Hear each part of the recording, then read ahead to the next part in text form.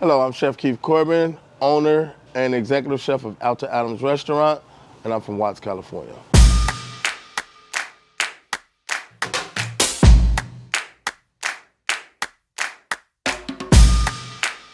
All right, Chef. Who's welcoming who? I'm welcoming you, Chef. I welcome you as well. All right. Well, I'm excited to get cooking with you. So today we're gonna make some gumbo. Yep. So we can put it where? On every table. Every table. Every table. So start with a little butter. All right. Hopefully the fire's not too hot. Butter adds a nice flavor to the roux. Nice. As the roux's cooking, the butter browns, and you get that nice nuttiness. So let's talk about roux a little bit. So Okay. what is roux? Roux is a binder for me, right? It is a thickener agent for the gumbo, for gravies, for bechamels, Yep. for plenty of sauces, right? So this is a really great technique that applies not just to gumbo, but you could use for all sorts of other things. You can use it for- soups and yes. Yeah. So add a little butter, a little flour. So typically it is 1-to-1 fat to flour. For me, I take this nice and slow. You know, I typically have other things going on in the kitchen. Have it up too high, it's easy to burn. Sometimes you make the mistake of pulling it off, thinking that's fine, but the heat carries over and take it even further, right? Yep. I just go nice, slow and slow. So there's different shades to roux. There's a light roux, there's a dark roux. So we use them for different things. So like a light roux, like you mentioned bechamel, Yes. we'll use a light roux for a bechamel or a cheese sauce or otherwise. But if we want that deep, rich gumbo You go to flavor, that dark then roux. you take this to a dark roux. To a and dark that's what roux. takes that TLC time and care. Yes. Yeah. I think the light roux is, for me, is more so just cooking off that flavor taste. Right. That flour, not The flavor. flour, The flour, exactly. just cooking that off. Yeah. But when you're thinking about a gumbo, like you're actually like going into this deep flavor, Yep. going into those deep roots. So how are we gonna finish the roux or continue to cook it? It's a couple of ways. Like I say, just depend on how fast you want the gumbo. You turn the heat up, stand here about 15, 20 minutes. Or we can put it in the oven. You can pop it in the oven? And just do it nice, low and slow. Yeah. And let it brown on its own. There you go. Wanna do that? Let's try it. Let's try it. Yeah. Here we go. There we go. Next, we're gonna get our seasoning going. What do we Okay. have in here? So we have some salt, we have some cayenne pepper. This just is, you know, a version of a Cajun blend, Cajun spice. So we could use this for other things on fish or shrimp On fish, or other on shrimp, on seasoning. chicken, yeah. Black pepper, white pepper. You have some thyme, oregano, paprika. I think for paprika, you can go regular or smoked, depending on what you like. Onion powder, garlic powder. Just give that a good twirl. Easy. Easy peasy. It's always best just to make your own spices. You can tailor it to, you know, your flavor profile. So we were talking about this earlier, but one of the things that I'm super proud of at Everytable is that we make our own seasonings, our own sauces, vinaigrettes, and all those things from scratch. Takes a few ingredients, placed together to make that really nice complex spice mix. Absolutely, and I love making my own spices because, one, why have someone that's make it for you? We can do it better, right? We can do it better. Next, All right. let's get some sauces going. So we just have some andouille here. It's classic for gumbo. Brown some of this off. I have tongs there, but I like using my hands. That smells good already. Once it cooks out with the chicken, all those kind of spices and seasonings in the andouille kind of intermingles with the seasoning mix and the chicken and all the other things. It just enhances like that Cajun Creole flavor, all the spices and flavors that's in the andouille. Some of those nice dark roasted notes kind of complement the roux and the. But no, just browning off the sausage, and then we'll brown off some chicken. Brown off the chicken, season it up, brown it off to lock in some of the flavors. Chicken thighs over there, maybe we'll pop those on there too. Let's hit this with a little salt and pepper. A little salt Just and pepper. a little salt and pepper. So tell me about chicken thighs versus chicken breasts in gumbo. So much more flavor, more fat, more flavor. Yeah, thigh is great. I do Only- love a good thigh. I only eat breast when my trainer gets on my butt, you know. You have to eat lean. Other than that, it's all thighs. So we're just gonna brown this off, finish it in the oven too. Get a little color, lock in some flavor. Why you like thigh meat? I'm pretty much the same reasons you do. You know, it's got a little richness to it, some fatty. It's a little bit more, you know, forgiving, right, in cooking.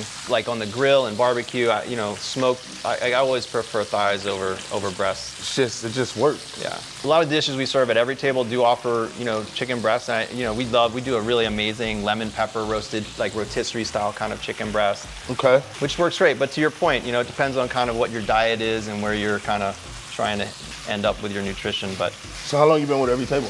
been with Everytable 3 years now. How you like it? I love it. I love our mission, you know, providing better food for more people, and our scratch-made philosophy, which allows me to use my chef skills in a new and different way, and a way that's impactful in people's lives. Awesome. It's really rewarding. So have you worked in restaurants? Yeah. Well, great for you. In New York City and Philadelphia. And great for you to get out. Yeah. Listen, I love the memories of working in the restaurant, chef, and I'll come and visit you even. You know, I miss the camaraderie, I miss a lot of the things, but you don't miss getting out of there at 12 o'clock at night on a Friday night to being there to prep for brunch at 7 in the morning. Exactly. Yeah. Tickets down to the floor. All right, we'll finish this in the oven. And a lot of this has been finished in the oven because it's just large cooking, right? Small pot of gumbo at home. You take the time, you finish all this stuff in the pan. You would do it in the same pan. Yeah, sure. Build on top. We're making large batches of gumbo at Everytable, but we're still doing it from scratch. Absolutely. You know, we're just doing it bigger batches. All right, here we go.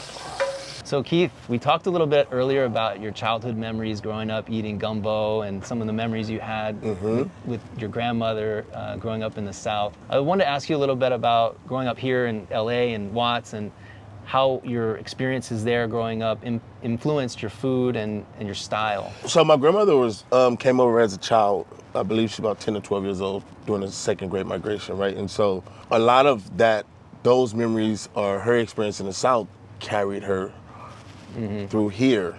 And so I experienced that. The farm to table, literally farm in the backyard. Like had live animals and things of that nature, growing things in the front yard, and going out picking it and slaughtering it right there. My grandmother cooked large pots of food, like gumbo and oxtails. Well, she did neck bones. You know what I mean? Chili. And she cooked large amounts of food to feed the masses. Whether it was, her friends over having poker, or my granddaddy buddies out in the front drinking night train. That's you know what night train is? Yes, I do. So it's a wine, and then, whether it's my friends over playing video games and things like that. But she made enough food to feed whoever wanted to eat. It wasn't like my grandmother spent time in the kitchen teaching me how to cook, or I'm hiding under the table, taking pasta off the table like an Italian grandmother and the grandkids. Witnessing her love for cooking, getting up early in the morning, not complaining about having to raise kids that wasn't hers, it was her grandkids, and getting up and cooking, taking cheap cuts of meat and teasing all the love and flavor out of it with slow braising and slow simmers. I took that from my grandmother, that love for feeding people. And that's what I got from her. It's not the recipes, it's not the techniques, it's just that passion for cooking and feeding people. That's so cool. And it's I think it's a great example of how food can, bring back memories and take you to places that, are, special for you. Absolutely. That's the centerpiece a lot of times for gathering. Everything's around food, negotiation, deals. Right. Breakups, you know what I mean? What do you do before text message? You meet up with them and you separate, right? It's over food. But yes, that's something that I bring into the kitchen with me, that connection to food with my grandmother. When I create food, I always want the food to tell some type of story. When someone tries the food, I want it to evoke a memory, a place, a time, something to connect to them with, right? And if I can accomplish that with a guest, I've done my job. Yeah. It's not about going crazy about the flavors and the techniques and all this. I literally want the food to tell a story. At the end of the day, it's just that food on the plate. I can try all that stuff and it doesn't do anything for you. Yeah. Right? I want it to connect with you in some kind of way. And so when I hear guests be like, "Ooh, those collard greens remind me of my grandmother's," and it's like, well, actually, I use smoked oil that I smoke in a smoker and champagne vinegar, and your granny used ham hocks and turkey necks. You know what I mean? So but it's the idea of it, right? It's even using those elevated techniques to still be able to bring it back home to connect with people. Right. You know what I'm saying? So I think that's what I bring. What are we doing next, Chef? Want to cut some vegetables? So now I think we're gonna do some prep. You ready to do some prep? I think I know how to do that. All right. So tell me a little bit about your menu at Alta. What are some of your influences? So we do California soul food, right? For me, it's just taking a cuisine that I inherited down for my grandmother. Southern soul food, deframing it and reframing it, using the beautiful bounty that California has to offer, you know, the different cultural influences. So when you think about soul food or Southern food, I look at it as my enslaved ancestors coming over here and being brought here and creating food from familiar techniques and familiarity with new ingredients, right? And so they created this cuisine. And so being in California, it's like, why not follow that trend? Why try to replicate Mississippi, Louisiana, when I can take those same techniques, ideas, and concepts and create food with what's around me with these ingredients in California and bring in this diverse culture in it. Yeah. And so that's what we do at Alta. When you think about the creators of soul food, back home in Africa, they ate from the table. They ate what they grew, what was in season, from dock to table. The food they created, it can't be no more elevated than that. Right. California has such a great abundance, right, of great fresh ingredients and flavors. It just makes sense to build on that. Yeah, like you have fried green tomatoes at Southern. I may do fried green tomatillos. I may use Fresno chilies a lot more than habanero or ghost chilies or any of those things. Bird's eyes, and any of that, right? My grandmother was still alive. She would tell me to get that out of her kitchen. So my grandmother was from Alabama, my grandfather was from Louisiana, my father was from Arkansas. So the whole South was covered. What were some of the things you remember eating growing up? Gumbo. This is like one of those childhood. This is absolutely. I ate gumbo one time so much that I couldn't eat it for a while. But yeah, my grandmother come from Alabama, raised chickens and pigs and rabbits in the backyard, got collard greens growing in the front yard, tomatoes growing in the front yard. You get sick, she tell you to go right there by the door and pick some of that mint tea. Right. That mint so she can make tea for you. Yeah. Everything came out the yard. Yeah. Yeah. Spent time with my grandfather killing chickens and soaking them in hot water to pick the feathers out. Yeah, things like that. Like I watched the food I ate get slaughtered right there in the yard. That's incredible. What a cool inspiration for your menu and for your restaurant. Yeah. That's really cool. So gumbo was something that I grew up with. And so my grandmother didn't leave no recipe book. It was more so me creating, which I appreciate because I've been able to create dishes, trailblazing a new path to familiar flavors, right? Sometimes having a recipe book or even for me, culinary school sometimes marginalize you, right? You have to do things this way. You've been taught to do things this way, or the recipe calls for things to be done this way. And sometimes I just feel like I have freedom. Right. Right, I have an idea how I get there. I may fail a few times, but I create my own path. Sure. And it's not nothing that I'm doing that's recreating the wheel. But for me, I've created a path. And so it's awesome for the way I cook. I love it. All right, Chef. All right. So I think we're pretty much ready to start making some gumbo. Let's do it. All right. And so how do you kind of, at Alta, how do you see that connection being made with your menu? Like you have a gumbo on your menu. I do have a gumbo on my menu. I have fried chicken. I've been fortunate enough that our supporters at Alta, our community at Alta, they embrace my creative. And so they allow me to create and they come in and support that. Yeah, we have the oxtails. People gravitate to that. It's a staple. We have the fried chicken. But when I create a special, they buy it out, right? They want to see what else I'm creating. And I think that's what's fun for me because sometimes you can create things and people are like, no, I just want what I want. Yeah. Right? Tried and true, I just want what I want. But the community that we have at Alta is like, today I'm trying smoked, slow cooked, boneless short rib with a sweet potato puree and a brown butter and soy sauce. And it's like, let's see what he cooking up, right? That's where it keeps me excited. All right, you ready to check on the sausage and chicken? Let's make some gumbo. All right, I'll take the chicken, you take the sausage? Yeah, absolutely. Sounds good. All right, you want to start the gumbo? Let's start it. Green bell pepper here. So also, I just want to mention how nice that roux looks. Only if you can smell it though. Yeah, it's just that nuttiness. That nuttiness. Yeah, it's incredible. The oven works fine, it's beautiful. So we have some celery, onions, bell pepper. I'm gonna let this kind of cook down a little bit. So tell me a little bit about the celery, onions, and peppers. I do use the Trinity a lot. There's different variations. The bell pepper celery and onion is the Cajun Trinity. It's the Cajun Trinity. So that's the base and foundation for a lot of those a lot dishes. of Southern dishes. Yeah. Yeah. Versus a French mirepoix, which might Here have... we go with this French again. Oh, man. I'm French trained, chef. What can I say? Well, you know, French. Once a Frenchie, always you know, a Frenchie. Gumbo is just a French translation for okra. There's a nice little nugget right there. You didn't know that? I don't think I did. Yes. So you have traditionally a Nigeria okra stew. Gumbo is just a French translation for okra. So it's been a few minutes. I'll add some garlic, minced garlic. That cook a little bit, let the spices toast a little bit. In the meantime, I'll keep cutting this chicken. Yeah, the thighs look nice and juicy. Yeah, cook great. All right, you wanna add your sausage? Let's do it.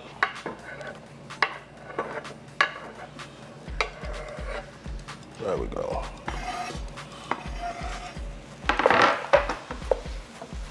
I'm adding my chicken stock to the roux, and I like to add it hot. Give that a twirl.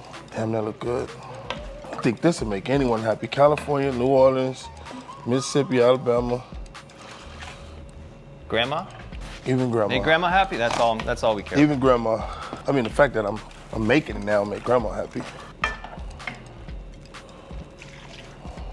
Drop this bay leaves. A little Worcestershire. Finish with some gumbo filet. Stir this up, we'll let it simmer. All right. I'm starving. Did you come hungry or did the gumbo make you hungry? I both. A long drive, and this smells amazing. All right, let's let that simmer for a minute. All right. Community around food. It's not just showing up to eat, right? It's showing up to support too, right? Your local chefs, your local restaurants, and I think, one of the other pieces of that is the reciprocal. Is how do chefs and restaurants support local communities? Food insecurity is such a problem, everywhere, but certainly here in Los Angeles. So interesting that there is that reciprocal relationship of community, and that we as chefs and restaurants have kind of an obligation, to help to try to nourish and feed our communities too. I know for us, like we've opened in 2018, we've seen the pandemic, we've seen the strike, we've seen the fires. When we go through those things, we just put community first. I know when the pandemic hit, we turned our coffee shop into like a little shop, little bodega store. We would order food, rice, beans, milk, eggs, and divvy it up and have the community around us just come get, because you couldn't go to the grocery stores. Yeah. But restaurants were still allowed to order. And so we just fed our community. When we were able to open, the community remembered that and they came and responded. We didn't worry about how much money we were losing. Just like, if we're gonna go out taking care of the community. And that's what we did. And we did the same thing during the strike, and we did the same thing during the fire. And every time our community come back and support us on that, right? And I just think that's what we can do. Restaurants for me is a place to restore. Yeah. Right? It's to nourish people. Yeah. I know that being in a restaurant ain't gonna make me a millionaire. I say that every interview, it just won't. But it gives me an opportunity to be rich on the inside. I'm in it to take care of people. Sometimes I get monetary compensation for it. Sometimes it's a great feeling. Well, even a chef has to eat, right? Yeah. That's incredible. And again, just another great example of food and how powerful it is, to bring people together. And I'm so happy to have done this collaboration and get in the kitchen with you.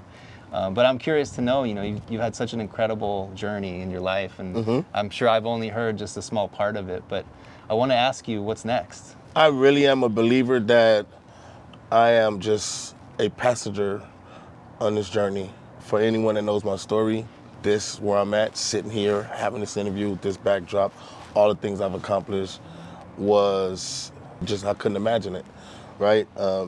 There wasn't no script, there wasn't no business plan. It's just taking it one opportunity at a time and staying true to who I am. And it led to this point. I'm for the people, right? Like, I'm just here to help the people. Like, I want to be a representation to my community that all this is obtainable, it's accessible. Like, I'm from Watts, from Jordan Housing Projects. Like, it don't get no worse than that in LA. And to be where I'm at, like, I just want to keep shining the light on my community and showing people that you too, right? Because they know my story.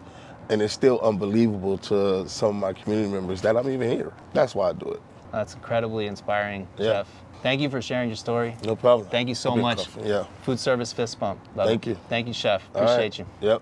All right, it's been simmering for a minute. You want to give it a try? Let's do it. Let's do it. I'm hungry. Serve you up some. Give you a little southern hospitality. Oh, I love it. Someone feeding me for once. Yeah. Cheers, chef. Cheers. Yep. Great working with you. You too. Excited to launch this. Wow. Grandma wouldn't be mad at that. I'm definitely not mad at that. That's really good. I'm telling you, I would love to see this on every table. There we go. Great job, chef. Thank you so much. No problem. Now we just have to figure out how to make like 100 gallons a day. You know what I mean?